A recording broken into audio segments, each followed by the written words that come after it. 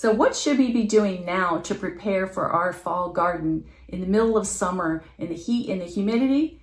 I'll be walking you through a little bit of what I'm doing in my garden right now to prepare for what I call my biggest, best season ever, the fall season. So let's dive in.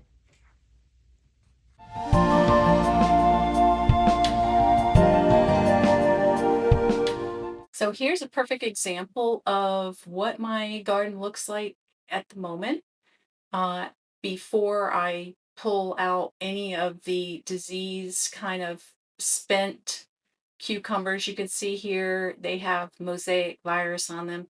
There's a few little cucumbers left, but each time one comes out, the caterpillars and worms get to it. As you can see right here, you see the little worm feces coming out of that hole. Yeah, that's basically the condition. It's so hot and humid and buggy. There's so much pest pressure that I've put in infrastructure so I could put in some shade cloth for my tomatoes and peppers, and that's helped them somewhat. You see here where I have lots of marigolds planted as protection, but they've even become overgrown and slightly taken over the pepper bed. And now my peppers I have to cover with little bags so that the pests don't get to them and eat them. It's an ongoing battle right now. Being in middle of July, my tomatoes, you can see they all have kind of wilt virus and some blight on there. It's just disease ridden, too hot, too much rain, too little rain, too much sun.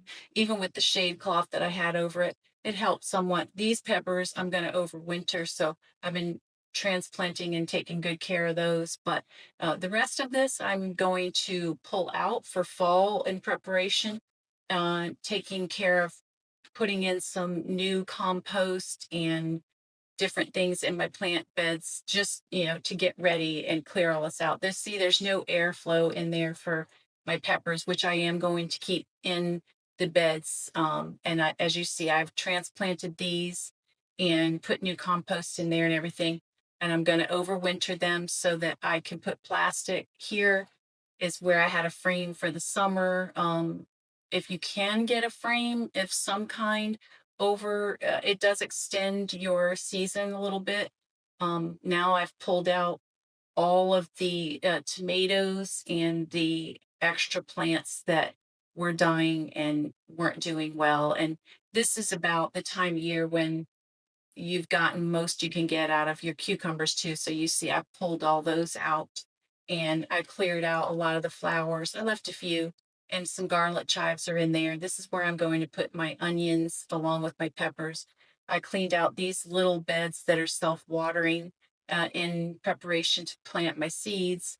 And I'm going to show you here, this is what you add into your soil. The organic granular, it's a long lasting slow release, your bone meal. You want to put some of that in your plant beds before you plant anything new. And I'm going to direct sow some green beans and different things in here. That's my worm castings that I use, that you can put in there, or a different kind of slow release fertilizer if you have any kind. It doesn't have to be a specific kind, just as long as it can release the nutrients into the soil slowly. And you could use blood meal instead of worm castings. That's a good base for your soil too. I already put compost in here, and I'm mixing it all up into the top layers of the soil in preparation of putting any of my direct sow seeds in here. I left my marigold plant, and that's a garlic chive right there. So those will help keep bad pests away if there's any left before they hibernate, which is usually starting in the end of September, early October. A lot of bugs go away. So this is the different nutrients that I add to the soil. Any different brand is okay. It doesn't have to be a certain kind. I just happen to use this brand. I get some seed starter. This is for the soil that's a little bit lighter, that will go into my little peat pots. The things that I'm not going to direct sow, I'm going to plant in here instead. I'll put the links below for where I got these on Amazon.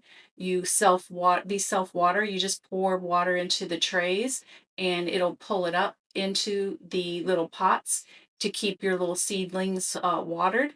It's just better to water from below than above.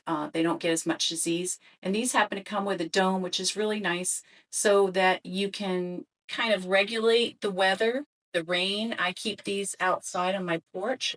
So this does allow me to regulate the weather much better, along with the humidity with the little rings on the top. You can open them or close them according to whatever temperature you want. Gives you flexibility to move these around wherever they need to be for protection, and you can plant them out whenever you're ready.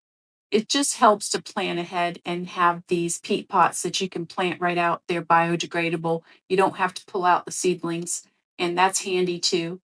And have some kind of name tags, try to be organized, put in the date and the variety and what it is so that you know exactly what you've planted in there. And hopefully, being organized this way will help ease the stress of when the seedlings are big enough to plant them out in the garden. You'll be all set and you'll be all ready. So pulling out your old plants, treating your soil, preparing it, and ordering the supplies you need should have you all set for a successful planting fall season. I hope you found this video informative and it helps you take the next few steps towards getting ready to plant your fall garden, which will be the best, biggest one ever. In my next video, I'll be going over planting the actual seeds in the peat pots and in my greenhouse, and a few in a raised bed that are direct sow. So please tune in for that. And if you have any questions or comments, please put them below. I would love to hear from you. And until then, happy gardening and go out and make yourself a great day.